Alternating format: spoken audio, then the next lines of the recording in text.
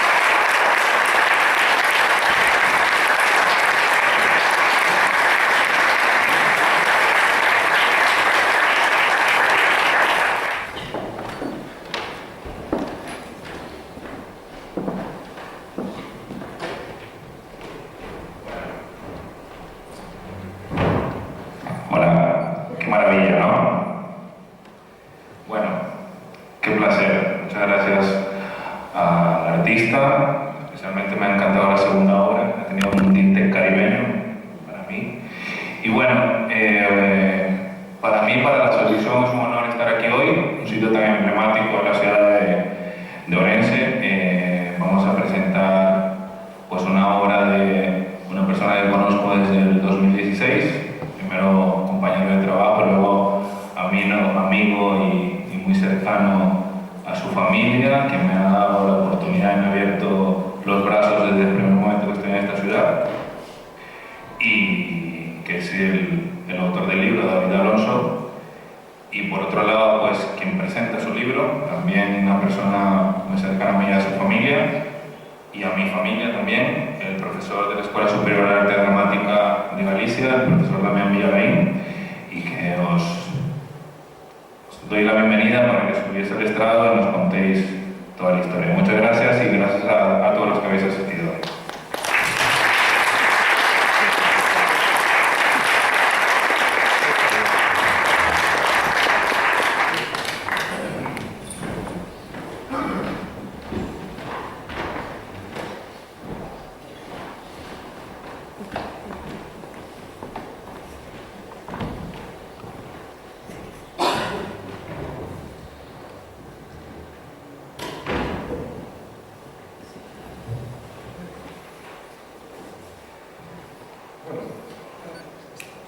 Bueno, pues moitas gracias, boas noites, moitas gracias ao Liceo, moitas gracias á Asociación Cultural Agora Obradoiro, que organiza este acto. Gracias tamén a un amigo que deixou por aí, que me fixo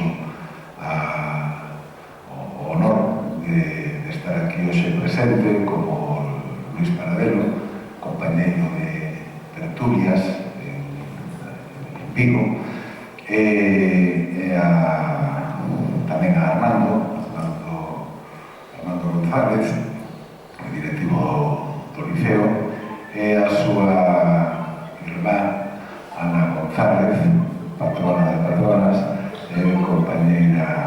compañeira miña. Bueno, yo preparé una pequeña intervención en castellano, por eso, a partir de este momento, y como el acto está organizado en esa lengua y el libro también está escrito en esta lengua, pues voy a dirigirme a ustedes en castellano. Lo primero que quiero decirles es que yo no pertenezco a la masonería. Yo no estoy iniciado en las cuestiones masónicas, y mi conocimiento de la masonería pues tampoco es de ningún experto o al que puede tener pues un historiador como el profesor Alberto Larín, que creo que ya presentó en otra ocasión el libro de David. Él es además la máxima autoridad sobre la masonería en Galicia, y por lo tanto, bueno, el hecho mismo de que él haya presentado este libro, pues ya es toda una garantía de que el libro merece la pena.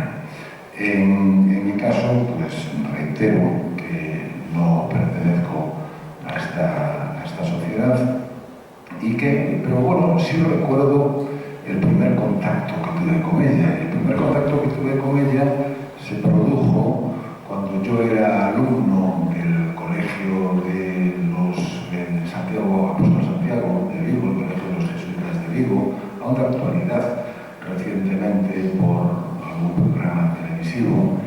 Y yo tenía como profesor de historia a un cura, que recuerdo como un cura ya anciano, ya mayor, pero aún sumamente enérgico. Se llamaba el hermano Hijosa, y él era un sacerdote navarro y carlista. Navarro, carlista, que no se apeaba nunca a la sotana y que no se apeaba tampoco nunca a la boina. En una época en la que ya los jesuitas, los compañeros de orden, pues tendían a vestir perdón, de gentleman, no, de normal, por decirlo así, sin sotana, quiero decir, ya después del Concilio Vaticano II, cuando esto pues se convirtió ya en algo normal.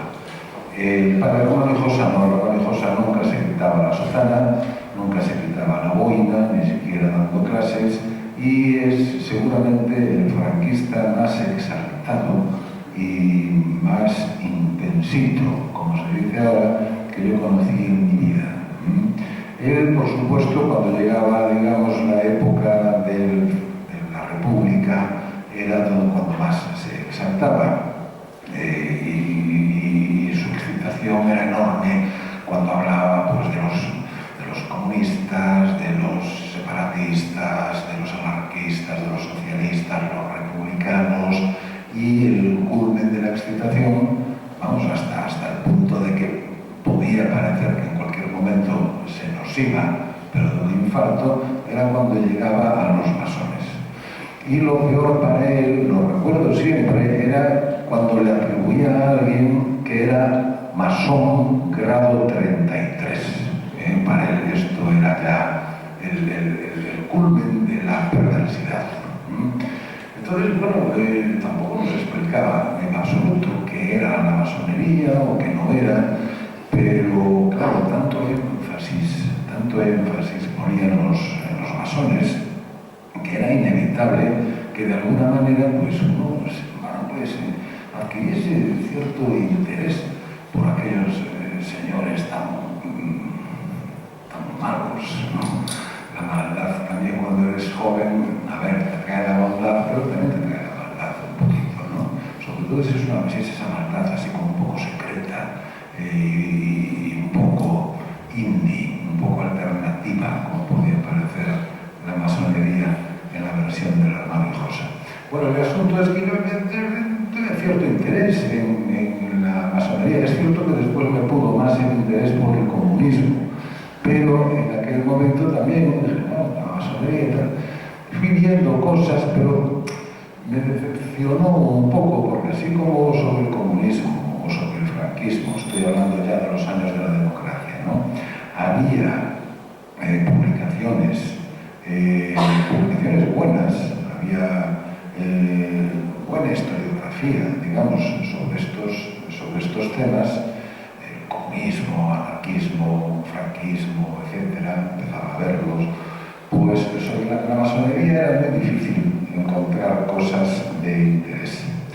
Lo que uno se encontraba eran un poco pues, publicaciones de procedencia un tanto incierta, editoriales un poco raras, y normalmente no se ponían en las librerías, en las estanterías de historia, sino en las de ciencias ocultas, en las de ocultismo, en las de esoterismo, bueno, este tipo de cosas, ¿no?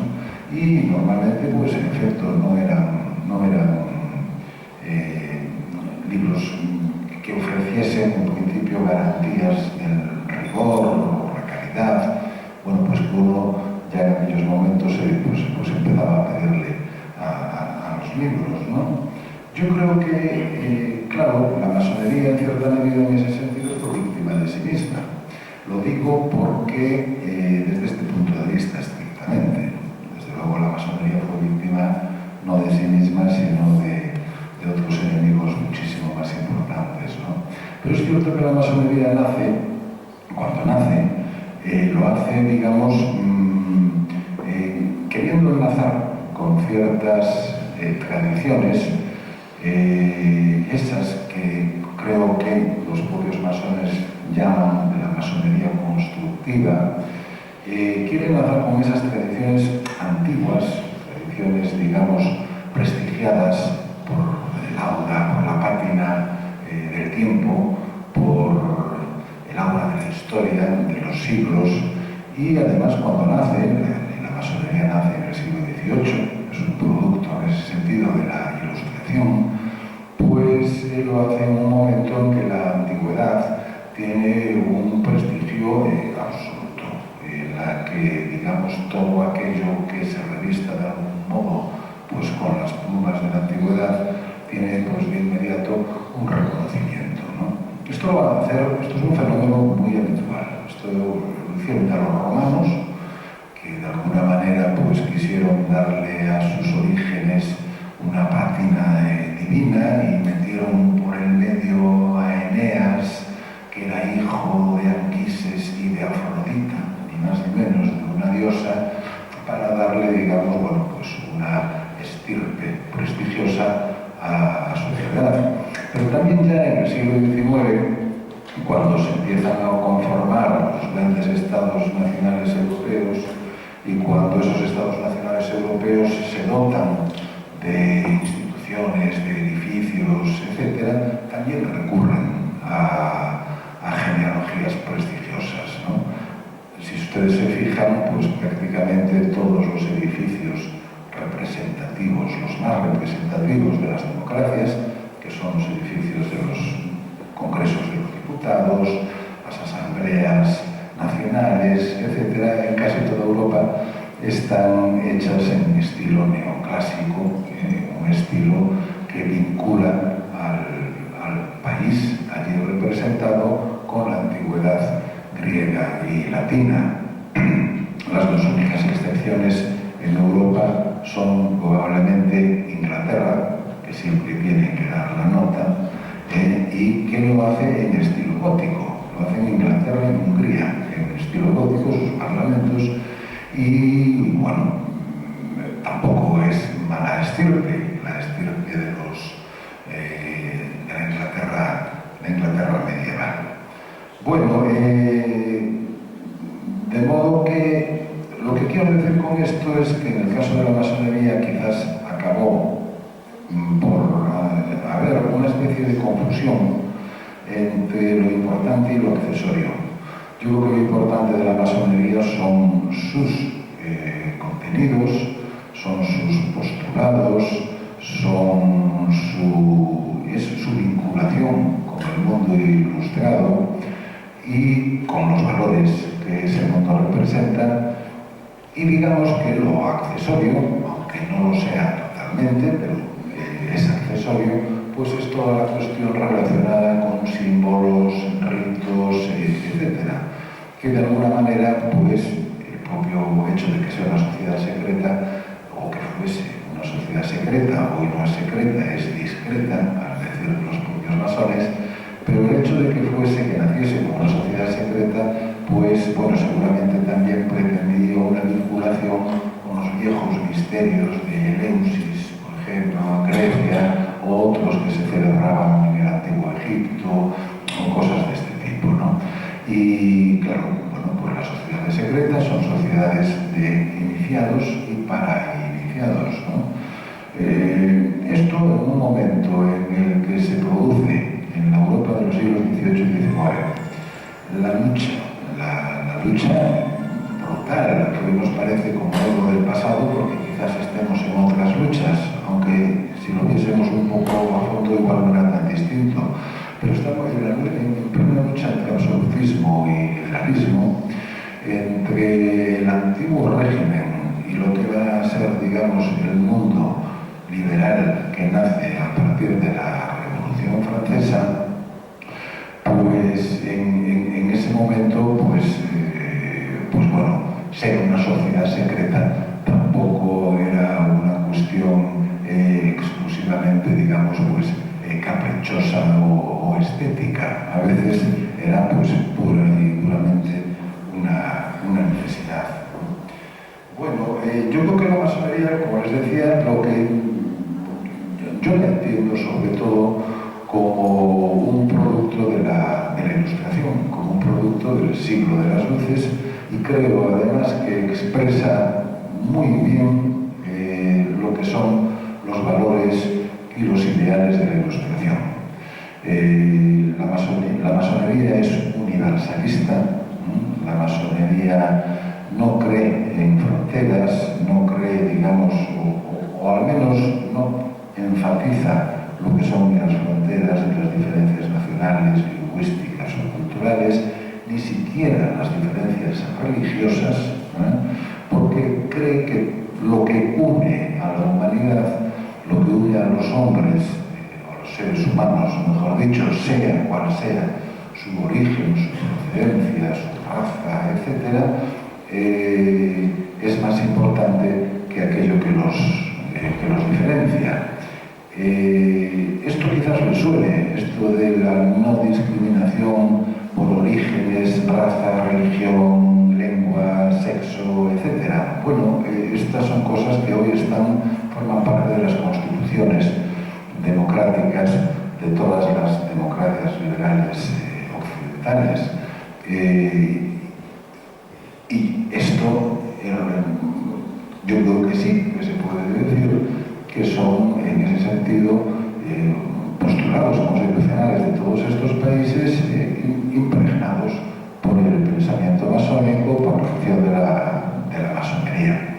La masonería, de hecho, tiene un protagonismo enormemente importante en la Revolución Norteamericana, no solo a través de personajes, digamos que muy reconocidamente masones, como Benjamin Franklin, que fue una especie de gran embajador de la democracia americana, de esa democracia naciente, nueva, originaria, por decirlo así, en toda Europa, sino también porque el propio presidente, George Washington, ni más ni menos, era reconocidamente masón. Pero también hay otros personajes muy importantes como Simón Bolívar o como José Martí, auténticos líderes de las independencias sudamericanas que también eran reconocidamente masones. Pero la masonería también tiene gran importancia, ya hablando de Europa, en la Revolución Francesa. La Revolución Francesa, Lafayette, Danton, dicen que Marat también, lo que ya me extraña, porque era un poco bruto, Marat, pero bueno, un poco animal así.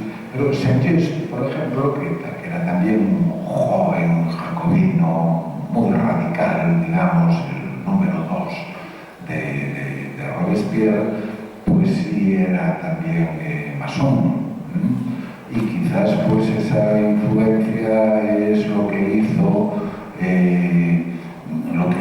que la Revolución Francesa en determinado momento emprendiese un programa de descristianización y elevase a fiesta nacional y a casi religión oficial el culto al Ser Supremo. El Ser Supremo, claro, es algo que efectivamente nos refiere a la masonería, igual que expresiones como similares, como la de gran arquitecto del universo, este tipo de cosas. Pero bueno, yo decía que la masonería y la ilustración tienen correspondencias muy importantes. Expresa sobre todo una nueva fe en el hombre. Una nueva fe en el hombre, digamos que la masonería peca a mi modo de ver, pero bueno, y esto la historia de alguna manera lo ha demostrado, de un gran optimismo antropológico, como le ocurre en general a la ilustración. La masonería cree que los seres humanos somos en general buenos. Bueno, sí que lo bueno predomina sobre lo malo y que sobre todo somos perfeccionables. Entiende la vida un poco como un camino de perfección y eso en realidad ocurre lo mismo también a nivel social. Y lo que individualmente es el camino de perfección, a nivel social pues va a ser esa fe en el progreso, un progreso que para los ilustrados no es solo técnico o material, sino que también es progreso moral, progreso espiritual. Bueno, el siglo XX, pues, en gran medida le ha dado la razón a los ilustrados, a los masones en algunas cosas, y en otras, desde luego, se la ha quitado, ¿no? El progreso eso, además, y esa capacidad de los seres humanos para autodeterminarse, para ser libres, para ejercer la verdad, el bien y la belleza a través de la razón. Esto, para los masones, hay una herramienta fundamental para conseguir todo eso, que es la educación. Para los masones y para los ilustrados, la educación que conseguirá ese perfeccionamiento humano, y dará cauce a esa aspiración a la autodeterminación, a la libertad humana que ya Kant pregonaba o predicaba cuando le preguntaron qué es la ilustración. Él decía que la ilustración era la salida de los seres humanos de su autoculpable minoría de edad. Y él a lo que invitaba era que los hombres fuesen capaces de autodeterminarse, de guiarse por su propia razón y no por la tradición, no por la iglesia, no por los dogmas ya constituidos, etc., ¿no? Bueno, y ahí entraríamos en otro tema, que sería la relación entre masonería e iglesia, enormemente complicada. Yo creo que la iglesia condenó muy pronto la masonería, prácticamente 20 años después de que se conformase la primera logia en Londres, y esto, bueno, pues al mismo tiempo que dificultó su expansión, por ejemplo en España, sin embargo, por otra parte, bueno, pues ejerció como un atractivo para mucha gente, a la que le pasó como a mí con el hermano Hinojosa, ¿no? Que me decía que aquello era lo peor, y entonces, bueno, pues allá iban. También es que la masonería se relacionaba mucho y se identificaba mucho con el liberalismo, y la iglesia era todo lo contrario precisamente al liberalismo. El liberalismo era el gran enemigo de la iglesia veía en el liberalismo el pecado y la erosión, y esto era cierto, de todas las verdades tradicionales y de los poderes también que sustentaban al antiguo régimen, iglesia y corona fundamentalmente. Bueno, en España pues también la masonería en España pues lo tuvo muy complicado siempre, lo tuvo muy complicado a partir ya de Fernando VII, que ya rápidamente, tan pronto como traiciona su promesa de seguir por el sendero de la Constitución de Cádiz, pues una de sus primeras medidas es la restauración de la Inquisición, y durante además todo su reinado entre 1814 y 1833, pues emite edictos antimasónicos, se pena la masonería incluso con la muerte en ese momento, y las cosas tampoco van mucho mejor, aunque las penas son menos duras, durante el reinado de Isabel II. El arranque, según tengo entendido, de la masonería en España se produce sobre todo a partir de 1868, de la Revolución de 1868, y tiene una primera etapa dorada que dura precisamente hasta final de siglo, hasta 1898, que ahí hay una especie, digamos, de, no diría yo conspiración ni confabulación, pero sí hay una especie de coincidencia por parte de sectores de la prensa, por supuesto la iglesia, también la política, etc., en hacer de la masonería uno de los principales culpables de la pérdida del imperio español, de Cuba, Filipinas, Puerto Rico. Es después de ahí, bueno, pues hay un lento recrecimiento de la masonería, y va a llegar un momento, sobre todo durante la República, en el que la masonería sí tenga una importancia grande. El primer gobierno de la República, por ejemplo, pues tiene 6 que serán 7 ya en 1932, cuando Manuel Azaña se inicie en la masonería. La historia que viene después es desastrosa, porque es la historia que de alguna manera responde a la obsesión personal de Francisco Franco, del dictador, con la masonería, una obsesión que es similar o incluso mayor, yo diría que incluso mayor, a la que tiene por el comunismo. La masonería para él es más intangible que el comunismo, por un lado, y por otra parte la masonería está llena de intelectuales importantes, de personas procedentes de las clases medias, de la burguesía ilustrada española, y esto pues le resulta especialmente preocupante. Por otra parte tenía un hermano masón, el aviador Ramón Franco, y por otra parte también se vio beneficiado de alguna manera en que el general Cabanellas, que en principio su nombre se manejaba como posible jefe de los militares golpistas del 36, pues bueno, Cabanellas cayó precisamente, digamos, de los candidatos porque era masón, entre otras cosas, ¿no? Es decir, los masones cubrían un arco político muy amplio, aunque fundamentalmente estaban situados en lo que podríamos llamar el centro republicano, que es el gran núcleo, digamos, que sostenía la República.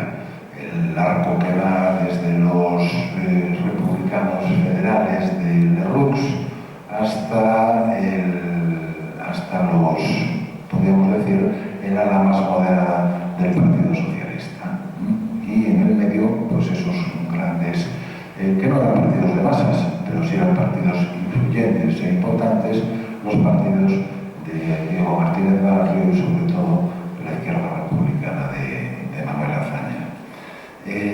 Ya lo que decía hace un momento, Franco pues no tarda nada en crear un tribunal especial de represión de la masonería y el comunismo, hace una ley especial de represión de la masonería y el comunismo. En el archivo de Salamanca, en los archivos de Salamanca hay 48.000 fichas de masones, pero es que parece ser que no había tantos masones, pero lo cierto es que la masonería, la acusación de masón, sirve para un roto y para un descosido, es decir, sirve para un masón y para un no masón.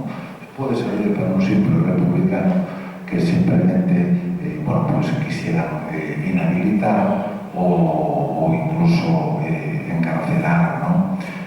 Esa ley está en vigor hasta el año 63. Además, esa ley y ese tribunal en concreto de la represión de la masonería y el comunismo hasta el año 63, en el que es sustituido ya por el Tribunal de Orden Público. Pero de todas formas, todavía en el año 75, el 1 de octubre de 1975, ya cuando Franco está prácticamente a 2 meses de su muerte, y cuando en toda Europa se están produciendo protestas por las 5 ejecuciones de 3 miembros del Grapo y 2 de ETA, 5 jóvenes a los que Franco le negó el indulto, le negó la conmutación de la pena, la clemencia que le había rogado incluso telefónicamente el Papa Pablo VI, pues se produjeron en toda Europa pues, manifestaciones en contra de la pena de muerte y de esas ejecuciones, y el Franco pues, tuvo en su última comparecencia pública pues ante las masas reunidas ante el Palacio de Oriente, pues habló nuevamente de la conspiración judeo-masónica comunista internacional como la responsable de toda aquella ola de protestas en todo el mundo.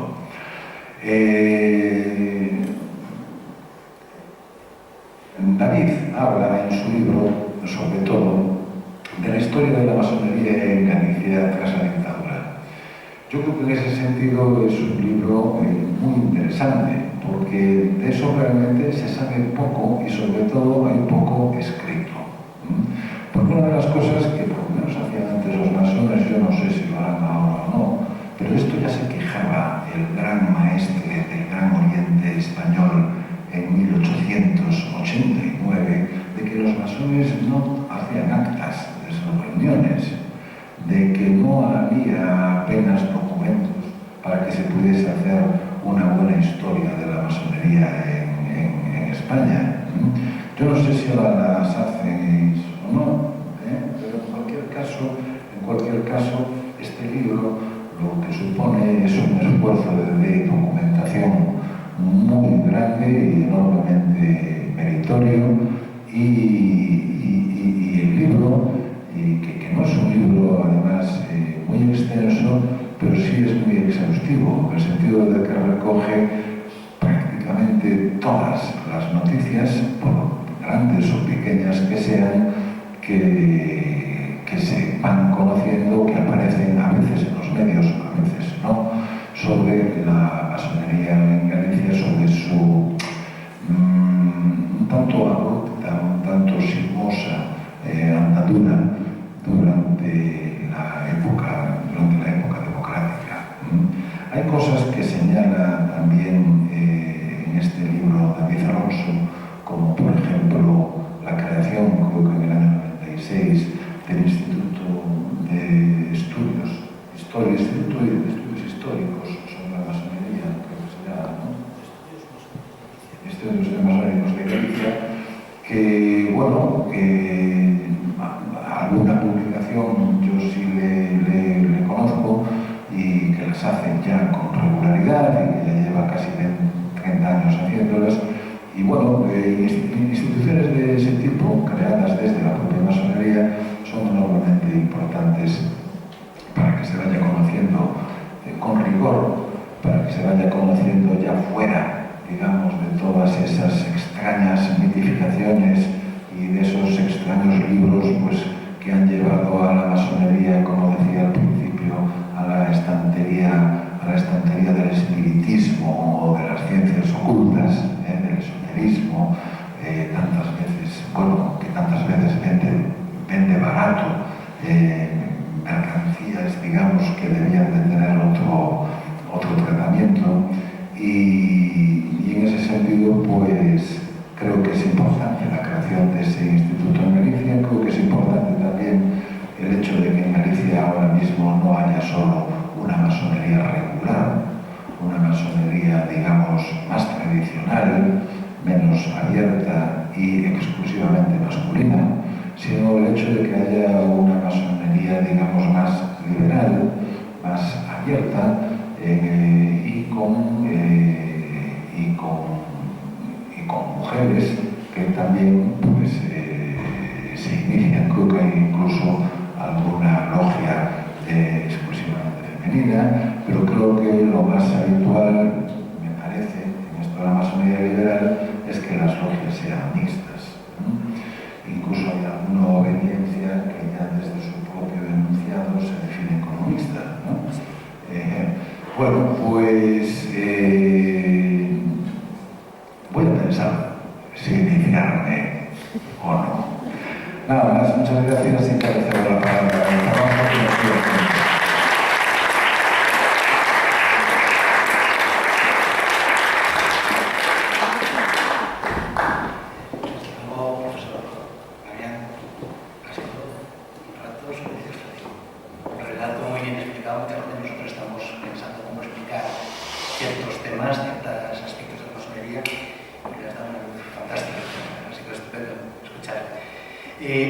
Yo, para poder hablar de este libro, y teniendo en cuenta que hay muchas personas que no tienen nada que ver con la masonería, me voy a atrever a definir 4 conceptos, antes de empezar, para que todos podáis seguir luego el relato de una manera correcta. Estos 4 conceptos son muy básicos. El primero es ¿qué es una logia? La logia es la asociación básica de masones. Los masones se asocian en logias. Son asociaciones de 7 personas o más, de 7 masones o más, y sus reuniones se llaman tenidas.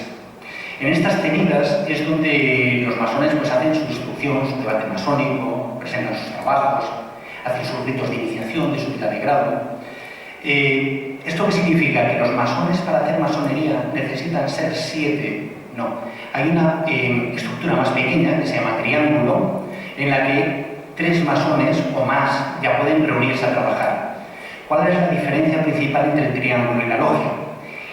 En el triángulo también pueden hacer instrucción, debate, también pueden presentar trabajos, pero no pueden hacer estos actos tan importantes para crecer como iniciaciones o como subidas de grado. Entonces, a lo largo de este relato vamos a ver cómo aparecen triángulos que están vinculados a logias. Y esas logias es las que les facilitan estas ceremonias. Hay alguien que quiere entrar en ese triángulo, van a la logia, lo inician y así es como van creciendo. Entonces lo que vamos a ver es que va a aparecer un triángulo en una zona, al cabo de un tiempo se va a transformar en logia, va a aparecer otro triángulo, evoluciona a logia. A veces sí aparecen 7 masones, sí aparece una logia, pero no es lo habitual. Y ya por último, el último concepto es que las logias no suelen vivir aisladas, las logias suelen vivir asociadas. Cuando una logia está aislada, que a veces se dice que está salvaje, es una logia salvaje o bajo la tutela celeste, pero realmente se asocian en federaciones, en grandes orientes, se asocian en grupos de logias. Es importante porque las federaciones son las que van a definir de alguna manera qué tipo de logia va a ser. Hay federaciones que son masculinas, federaciones que son femeninas, liberales, que aceptan la misticidad. Hay federaciones que piden que los masones tengan una creencia en un ser revelado. Hay otras federaciones que no piden esa creencia, más liberales. Y entonces, esto de las asociaciones, de las federaciones, es importante porque si tú preguntas a un masón, ¿eres masón? El otro va a decir si soy masón, te va a decir, como tal me reconocen mis hermanos. ¿Qué hermanos me reconocen como masón? Los hermanos de su logia, los hermanos de su obediencia y los hermanos de las obediencias que tienen convenios de reconocimiento con su obediencia. A nivel estructural, no todas las obediencias se reconocen entre sí. Esto lo comento porque en una parte del relato va a haber un cambio de obediencia por cuestiones de reconocimiento. Y ahora, si os parece, vamos a empezar el relato. Es un relato un poquito... A ver si consigo no aburriros mucho porque es una sucesión de hechos y vamos a hacerlo lo más ameno posible. Vamos a empezar por el 36. 36, todos sabemos lo que pasa en España. Tenemos el golpe de Estado, tenemos la guerra civil y empieza la dictadura, como bien expresado aquí Damián, de una manera fantástica, la represión del franquismo contra la dictadura. Es curioso cómo te definen tus enemigos, ¿no? ¿Quién ha perseguido el franquismo? ¿Quién ha a la masonería? ¿Quién ha perseguido? Pues todas aquellas estructuras que son rígidas en sus dogmas, como él bien ha expresado, toda esa gente que no acepta que se le discutan sus verdades, regímenes absolutistas, tenemos el fascismo italiano, el nazismo alemán, tenemos el trotskismo ruso, tenemos a Salazar, tenemos, bueno, la Iglesia, por supuesto, no acepta tampoco mucha discusión, ¿no? Pero tenemos que reconocer que quien ha perseguido más al franquismo, yo creo que a nivel mundial, a la masonería, estoy yo con... es el franquismo. El franquismo es el que, como bien ha dicho, en los años 40 crea un tribunal expresamente para la represión de la masonería y el comunismo. Y por dar algún dato, yo comentaba las 48.000 fichas de Salamanca, hay más de 80.000 fichas en otros archivos de sospechosos, más de 30.000 acusaciones formales de masonería, en una época en donde en España no había más de 6.000 masones, rondaban los 6.000 masones. La persecución fue atroz. De hecho, cerca de la mitad no sobrevivieron a la dictadura. Bueno, vamos a pasar la dictadura, año 75, muere el dictador, empieza la transición, vamos hacia la democracia. Empieza el cambio de legislación, empiezan a aparecer las primeras logias, las primeras asociaciones masónicas en España. Las primeras que aparecen son un poquito transfronterizas, ¿vale? Cerca de Pirineos, hacia País Vasco, hacia Cataluña, que están bajo federaciones francesas. Luego van apareciendo por Madrid, van apareciendo por toda España, pero siempre bajo federaciones, bajo grandes orientes extranjeros, franceses, ingleses, lusos, portugueses, muchos, ¿vale? No hay ningún gran oriente en España. Entonces, en el año 78, un gran oriente que ha sobrevivido en el extranjero, que ha sobrevivido al exilio en México, de la mano de Guillermo Masón, pues aprovechando el cambio de legislación, dice, vamos a registrar nuestro Gran Oriente, nuestra federación, nuestra asociación, en el Registro Nacional de Asociaciones. En el año 78, para registrarlo se lo niegan vía tribunales y tras una sentencia positiva, en julio del 79 se produce el primer registro de una asociación masónica en España. Consideramos esa fecha la fecha de la legalización de la masonería en España. De ahí en adelante pues ya empiezan a legalizarse el resto de grandes orientes que van apareciendo. En el año 80 se legaliza la Gran Logia Simbólica Española, en el año 81 la Gran Logia Española, en el año 82 la Orden Masónica Mixta Internacional que mencionabas, del Derecho Humano, y cada uno de estos grandes orientes va salpicando de logias toda la península. Pero vamos a venir aquí a Galicia. Galicia es, para ver este resurgimiento de la masonería en Galicia, vamos a ir de la mano de un masón que ya falleció hace años, un masón que la gente que lo ha conocido lo recuerda con muchísimo cariño. Poco voy a decir de él, se llama Gonzalo, viene de vivir en el exilio, en Estados Unidos y en Cuba, y allí fue iniciado en una orden paramasónica que se llama los Caballeros de la Luz, pero conocía perfectamente la masonería. En Cuba, en Estados Unidos, la masonería no estaba perseguida, cualquiera que buscaba lo encontraba, no como en España, no estaban escondidos, y entonces conocía perfectamente la masonería. Y cuando regresa a La Coruña, en los años 80-81, con este resurgir de la masonería, estos primeros reportajes en revistas hablando sobre masonería, en el año 81 sale el Villar Masó, este masón que trajo el Gran Oriente Español de regreso a España en la televisión.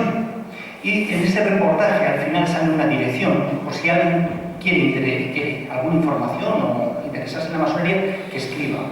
Y Gonzalo escribe: una de las cosas más importantes que más valora la masonería es la paciencia. Entonces tardaron un poco en contestarle. 6-7 meses, por fin le viene de vuelta una carta a Gonzalo diciéndole: oye, queremos conocerte. La logia más cercana que tenemos, la de La Coruña, está en Valladolid. Vente por aquí, te vamos a conocer. Fue por allí, efectivamente, se conocieron, pasó estas aprobaciones, estos primeros pasos y fue iniciado en Valladolid en una logia que se llamaba Hermes Amistad, que pertenece al Gran Oriente Español.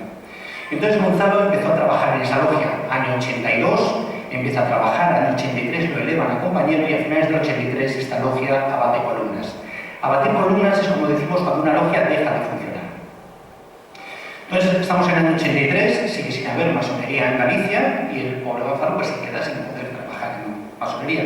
Y en el año 84 ocurre algo por primera vez en Galicia, así tras el franquismo, que va a ser la primera reunión formal, el primer coloquio abierto que va a hablar de masonería abiertamente con el público, que va a ser la presentación de la tesina de Alberto Balín, una tesina que habla de la historia de la masonería en La Coruña. Allí va Gonzalo y Gonzalo se da cuenta que hay mucha gente que sabe mucho de masonería, que hay mucha gente ahí que probablemente, por lo que sepa, son masones. Pero dice: ¿dónde salen estos masones si aquí no hay masonería?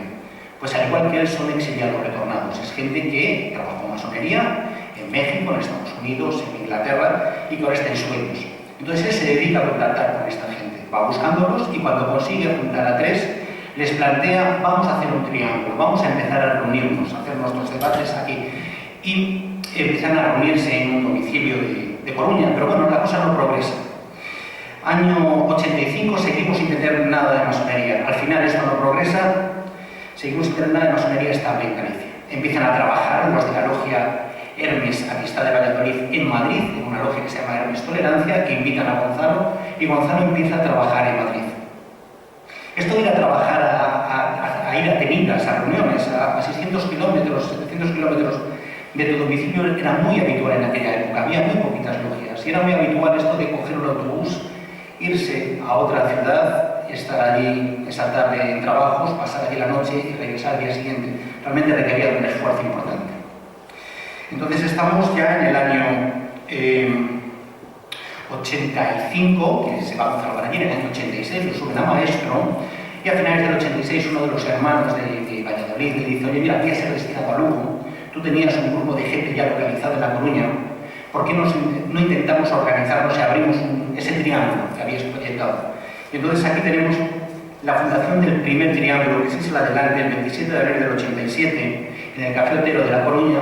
Por fin se funda ese primer triángulo. Empezarán a reunirse en un domicilio, empezarán a hacer alguna charla, vendrán hermanos de Valladolid a hacer charlas públicas, habrá alguna nota de prensa, y entonces se le va a empezar a acercar a este triángulo pues esos masones exiliados que están en sueños, gente profana que está interesada en la masonería, que quiere iniciarse. En apenas 6-7 meses se transforma en logia y ya coge nombre la logia Renacimiento, en homenaje a una antigua logia muy importante que había en Coruña, antes de a principios de 1900. Empiezan a trabajar en esta logia, está siendo salvaje, es una logia que no está asociada a ningún Gran Oriente. Para las iniciaciones y para las subidas de grado recurren a esta logia de Madrid, Hermes Tolerancia, o la de Valladolid, que vuelve a abrir Hermes Amistad, que están vinculadas a la Gran Logia Simbólica Española. Entonces, al cabo de un par de años, en el año 90, perdonad, me voy para atrás el tiempo, en el año 90 por fin se va a afiliar a la Gran Logia Simbólica Española, que es el Gran Oriente que asume estas logias en las que está apoyando. Entonces tenemos el 27 de enero del 90 la fundación de la primera logia regular, una logia que ya cumple con estos de pertenencia a una gran obediencia. En el año 90, casualmente, se funda una segunda logia en La Coruña. Es una logia itinerante, es una logia femenina, es una logia formada por mujeres que se dedican a la televisión, al espectáculo, y que se reúnen en Coruña, en Madrid y en Barcelona he conseguido datos de durante 12-13 años. Esta logia se reunirá en La Coruña cada 3 meses, está vinculado a la Gran Logia Femenina de España y también se funda en el año 90. Entonces pasamos en el año 90 a tener las 2 primeras logias en Galicia. Esta logia va a llamar Finisterrae. Por supuesto, Renacimiento, una vez que se funda ya como logia regular, sigo local, ahora toca arreglar el local, toca comprar mobiliario, comprar todo aquello que es necesario para las ceremonias, material también de oficina, toca comprar, pintar, arreglar, y eso es un dinero. Y entonces uno de estos hermanos que viene del exilio, uno de estos hermanos que viene a trabajar en Nueva York, en la logia de Nueva York, le dice: mi logia madre, mi logia de Nueva York, está dispuesta a ayudaros, pero lo que pasa es que mi logia madre no reconoce a la Gran Logia Simbólica Española. Mi logia, la Universal Lodge, trabaja con la Gran Logia Unida de Inglaterra, y aquí en España la única federación, el único Gran Oriente que trabaja con la Gran Logia Unida de Inglaterra es la Gran Logia de España. Entonces, si os cambiáis de obediencia, ellos os van a ayudar económicamente. Y como varios de los hermanos que trabajan en esta logia vienen del exilio, están acostumbrados a este tipo de masonería. Por cierto, la GLE, la Gran Logia Unida de Inglaterra, es una masonería masculina y que exige una vinculación, creer en un ser revelado, ¿vale? Exige una vinculación religiosa, una creencia religiosa. Entonces, varios de estos hermanos aceptan esto de buen grado, dicen: vamos a cambiarnos, si por encima nos van a ayudar con los costos, mejor que mejor. Entonces, en el año 91, la Logia Renacimiento cambia de obediencia, sale de la GLSE y pasa a la GLE. Aparte, están con bastante fuerza, aprovechan y crean otra logia en la otra ciudad de Galicia, en Vigo. Van a crear Renacimiento Líbico en el año 91. Pero hay varios hermanos de varios masones, 8 concretamente, que no están de acuerdo con este cambio de obediencia. No están de acuerdo con esta masonería masculina, con esta masonería que exija la religión como requisito, y se van a sueños. Y estos hermanos, estos 8 masones, son los que en el año 93 van a fundar una logia muy importante en Galicia, la logia Arasolis. La logia Arasolis, después de estar salvaje un tiempo, acercarse un poco al Gran Oriente Español, en el año 94 se va a unir a la Gran Logia Simbólica de España. Empieza a trabajar con la Gran Logia Simbólica de España. Seguimos año 94, en la Logia Renacimiento Líbico de Vigo. Hay una pequeña escisión, un grupo de hermanos que deciden separarse de esta logia de Vigo sin dejar la obediencia y abren una logia en Pontevedra que se va a llamar Atlántica. Y al año siguiente, en el año 95, la GLE, estas logias, Renacimiento, Atlántica y el Renacimiento Líbico, van a abrir 2 logias en Santiago, Luz de Compostela y Curros Enríquez. En apenas 5 años han abierto 5 logias. Sacar adelante 5 logias requiere de mucho esfuerzo de mucha gente y no tienen maestros, no tienen masones suficientes para sacarlo adelante. Entonces, en el año 96 implosiona. Deciden cerrar, abatir 4 de esas 5 logias, centrarse en una y crecer en esa una. Estratégicamente deciden la de Santiago, Curros Enríquez. Entonces, cierran, abaten columnas la logia de Coruña, la logia de Pontevedra, la de Vigo y la segunda de Santiago. Entonces, de aquí en adelante solo vamos a tener una logia masculina en Santiago. Por otro lado, la Arasolis, la que se ha fundado en La Coruña, está fuerte y en este año 96 va a fundar un triángulo en Vigo. Un triángulo que se va a llamar Unión. Este triángulo para nosotros tiene mucha importancia, porque ese triángulo es el que al año siguiente, en el año 97, va a crear la logia Obradoiro. Exactamente el 7 de noviembre del 97, en un domicilio de la calle Conde de Torrecilla de Vigo, un grupo de 8 masones se reúnen, que salen de ese triángulo, para fundar la logia Obradoiro. Estamos celebrando el 25 aniversario. Este libro es un poco en la celebración de esos 25 años. Por supuesto, la logia Obradoiro se desvincula de Arasolis. Entonces, si hacemos un pequeño resumen, en este momento en Galicia tenemos una logia masculina en Santiago, una logia femenina itinerante en Coruña y 2 logias liberales. Lo que es curioso es que habiendo 2 logias liberales, una en Coruña y otra en Vigo, Arasolis y Obradoiro, ninguna es mixta realmente. En este momento no hay ninguna logia mixta. Tenemos que esperar hasta el año 99, que se haga una pequeña logia en Coruña que se va a llamar Alba, una logia que va a durar muy poquito tiempo, que va a ser la primera mixta que tengamos en Galicia. Ahora vamos a saltar al año 2000. El año 2000 es un año muy importante para la masonería en Galicia. En el año 2000 las 3 principales estructuras masónicas de Galicia se revolucionan. Tenemos a Arasolis en La Coruña, que decide salir de la GLSE por problemas, y en vez de vincularse a otra federación, deciden hacer algo que es muy importante para nosotros, que es crear un Gran Oriente. Crean ellos una federación. En vez de unirse a ninguna de las que ya existen, ellos crean una. Se va a llamar el Gran Oriente Ibérico. Este Gran Oriente ha llegado hasta el día de hoy. Es un Gran Oriente bastante fuerte, es un Gran Oriente que es reconocido por CLIPSAS, que es la asociación de los logias liberales que hay, probablemente la más grande que hay en el mundo. Pertenece, incluso en este momento creo que pertenece a la dirección, tienen algún cargo, este Gran Oriente Ibérico. Este Gran Oriente Ibérico va a ser, la logia número 1 va a ser Arasolis, y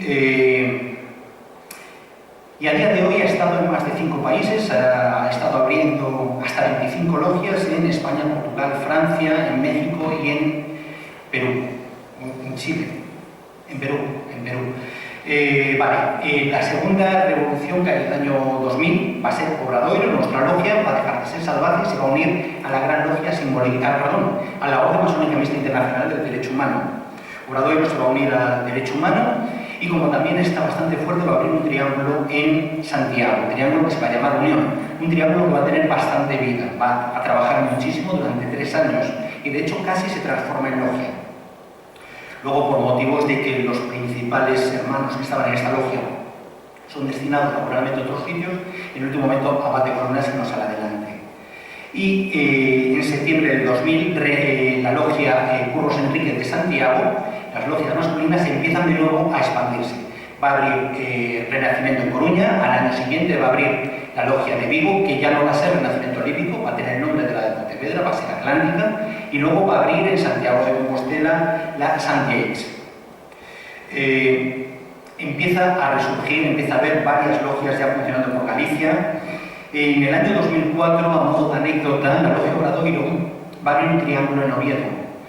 Y claro, un triángulo en Oviedo que tiene que ver con Galicia. Lo menciono porque este triángulo a los 2 años se va a transformar en una logia, la logia Progreso, que es una logia icónica para el derecho humano. Es una de las logias más importantes de España dentro de esta organización masónica mixta del derecho humano. Me parece importante saber que salió de Vigo, de la logia de Vigo. Muy bien. En el año 2006 va a haber una gran crisis a nivel nacional en lo que es la Gran Logia Española. Hay un cambio se elige al nuevo Gran Maestro, hay un cambio de los elementos de mando, y hay mucha gente dentro de la Gran Logia Española que no está de acuerdo con este cambio, con esta sucesión.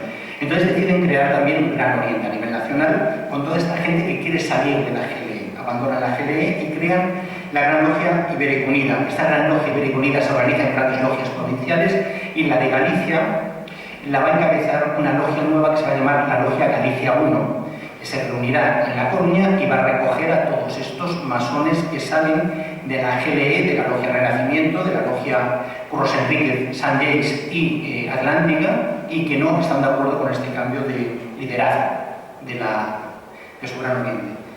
De todas formas, este Gran Oriente no tiene la misma fortuna que el Gran Oriente Ibérico. Este Gran Oriente, a como un par de años, no tiene mucha fuerza y la Logia Galicia 1 lo abandona. Se va a unir a una federación portuguesa durante unos años, a Grande Logia de Portugal, Grande Logia Nacional de Portugal, y luego finalmente en el año, ya estamos acabando el relato, en el año 11 se uniera a Gran Logia Simbólica Española.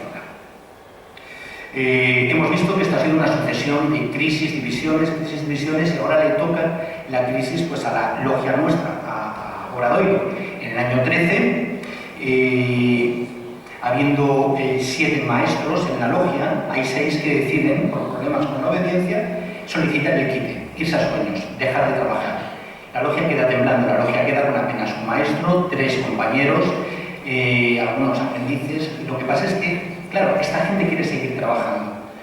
Solicita ayuda a la organización, solicita ayuda al derecho humano. El derecho humano, pues, buscando un poquito de amparo, los pone en contacto, les da apoyo desde las logias portuguesas del derecho humano, de Oporto, de Braga, les dan instrucciones a estos compañeros, los elevan a maestros, ya pasan a ser 4 maestros, pero ellos quieren seguir trabajando y esto parece que no es suficiente para hacer una logia. Recordamos, una logia tiene que ser 7 o más. Entonces buscan apoyo en las logias liberales que hay en Galicia. Van primero a Arasolis los pone en contacto con los de Galicia 77, y en Galicia 77 conocen a 3 maestros que están a punto de abrir un triángulo en Vigo. 3 maestros que ya habían pertenecido hacía varios años a Obradoiro. Y el triángulo se va a llamar Bertoio. Automáticamente se fusionan y con ayuda de 2 maestros de Galicia 77 cambian de nombre, se van a llamar Obradoiro Bertoio, van a dejar el derecho humano, se van a unir a la Gran Logia Simbólica Española y hasta el día de hoy ahí están vinculados a la Gran Logia Simbólica Española. Luego unos años van a abandonar la parte de Bertoio, van a transformar su nombre, van a recuperar el viejo nombre de Obradoiro y hasta el día de hoy. De aquí en adelante, así a modo de anécdotas, puedo decir que en el año 18 en Vigo surge un triángulo que se va a transformar rápidamente en logia, que va a ser el primero de esta época en trabajar en un rito muy bonito, muy antiguo, que es el rito antiguo de Memphis Berraín. Es la logia Cáliz, que sigue funcionando a día de hoy en Vigo. En el año 19 va a haber una escisión, una pequeña escisión de la logia de la Gran Logia Española de Vigo, de la Atlántica. Un grupo de hermanos van a venir aquí a Orense, van a abrir primero un triángulo, el triángulo Orense, y luego van a transformarse en logia, van a crear aquí la logia Suevia, va a haber por primera vez en Orense, tras la dictadura, una logia masónica. Esta logia Suevia va a estar vinculada a la Orden Masónica Mixta del Derecho Humano, y también va a facilitar la apertura de un triángulo a un par de años en Lugo, el triángulo Lucus Augusti. Si os dais cuenta, en este momento tenemos actividad masónica, en este momento en el que estamos, actividad masónica en las principales ciudades de Galicia. Tenemos en Galicia, en Coruña, en Santiago, en Vigo, en Pontevedra no hay, en Orense y en Lugo. Y ya por último, está a punto de llegar la pandemia, que a todos nos ha marcado nuestra vida, y por supuesto la masonería también. Justo antes de la pandemia, la logia que había en Coruña, la Galicia 77, que había apoyado a Obradoiro, tiene una pequeña crisis, hay una escisión, se divide en 2 logias, Atanor y Galicia. Y llega la pandemia. La pandemia ha sido tremendamente cruel con todo y con la masonería no iba a ser menos. Llegamos a la pandemia con 10 logias en Galicia y con un triángulo. Salimos de la pandemia solo con 5 logias. Si hacemos un pequeño seguimiento a modo de resumen, y ya para finalizar, en La Coruña, tanto Arasolis como Renacimiento sobreviven perfectamente a la pandemia. Galicia 77 se acaba de dividir en Galicia 77 y Atanor. Al principio de la pandemia se vuelven a fusionar en clave, pero aún así no consiguen superarla. Las 2 logias que hay en Santiago abaten columnas durante la pandemia. Las 3 logias que hay en Vigo consiguen sobrevivir a la pandemia, pero a ralentía, a mínimo trabajo. y la logia Suevia de Orense no pasa la pandemia por problemas con la obediencia, con el derecho humano, aguanta en columnas. Y por supuesto el triángulo de Lugo, que dependía de Suevia, de Orense, pasa a depender de Progreso, la logia más cercana que tienen del derecho humano, que está en Oviedo, de la que hablamos antes. Y bueno, ha pasado la pandemia, la hemos sobrevivido y como único cambio, así que puedo mencionar, seguimos estas 5 logias funcionando, ha aparecido solo un triángulo más en la ciudad de La Coruña, un triángulo que se llama Ator, que trabaja también con este rito antiguo de Memphis Misraim, que a ver si pronto consiguen transformarse en logia. La logia Cali de Vigo ha cambiado de nombre, ahora se llama Avalón, y prácticamente esto es lo que tenemos ahora, estas 5 logias y 2 triángulos. Y hasta aquí el relato.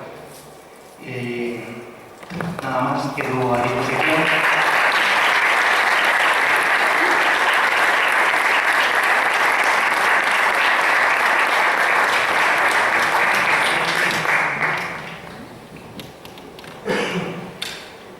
Podemos abrir, si queréis, una ronda de preguntas. Pequeñita, pero no tenemos tiempo. No sé si alguien quiere preguntar alguna cosa sobre masonería. Estamos abiertos a contestar. Sí, una pregunta. Después de escuchar todo este relato, un poco la idea con la que me quedo es que hay como quizás se percibe mucha división en la masonería, ¿no? Muchas logias que pertenecen a distintas federaciones o distintas organizaciones, digamos, superestructuras, y yo quería saber un poco la opinión del autor, pues por qué es tan importante eso, o qué papel juegan las federaciones para que se decanten por una o por otra, o si realmente es más importante el trabajo a nivel local, a nivel de logia, qué pondera una cosa más y otra y por qué hay tanta división dentro de la masonería. Buena pregunta. Primero podemos hablar de eso, las grandes obediencias, de alguna manera definen las líneas principales de cada logia, ¿no? Hay grandes obediencias que son femeninas, hay grandes obediencias que siguen estos requisitos de creencia y de revelado, hay grandes obediencias que trabajan dentro de unos ritos un poquito más místicos, más muy bonitos, muy bellos, pero más antiguos, y hay gente que busca eso, ¿no? O sea, no toda la masonería es igual, cada uno busca su masonería, cada uno busca lo que quiere buscar. Hay grandes obediencias que son mixtas, que luchan por la igualdad, y que hay otras grandes obediencias que no piden ningún reconocimiento, ninguna idea de religión previa, ni puedes ser agnóstico, ateo y pertenecer perfectamente, quieren saber tu opinión ahí. Entonces, básicamente, las logias se van a adherir a las que vayan un poco en su línea de trabajo. Las logias son libres, las logias tienen libertad para hacer lo que quieran y se van a vincular a la que ellas quieran. En el momento que dejen de querer estar ahí, van a salir y se van a vincular a quien quieran. Yo creo que el gran problema que a mí también me llama mucho la atención este relato así de logias tan separadas y con poca información unos de otros. Yo lo asocio un poco a que somos pocos trabajando en la masonería en Galicia, hay poca gente, entonces igual hay alguna idea de si saben que estoy aquí, igual van a querer coger mis miembros, no lo sé. Somos muy pocos y deberíamos de promocionar más, porque realmente hay sitio para todos, hay sitio para 40 obediencias más en Galicia. Los motivos de por qué. Cuando estaba buscando información y entrevistando a gente de diferentes logias, muchos de ellos no sabían lo que pasaba en otras logias al mismo tiempo en la comunidad. ¡Ay, pero esto existe! ¡Ay, pero esto está! Si estamos todos buscando el mismo progreso en la humanidad, buscando el mismo perfeccionamiento social, ¿cómo no vamos a estar enterados de los actos culturales que organizan en La Coruña, aquí en Vigo, o en Orense, aquí en Vigo? No, creo que debemos de apoyarnos, todos buscamos lo mismo. Van a dar una conferencia, vamos a informarnos, vamos todos. Pues buscando un poquito eso es que se crea este relato, que a mí me llama la atención eso que dice. No sé si alguien más quiere hacer alguna pregunta. No sé si te he contestado. Sí, por supuesto.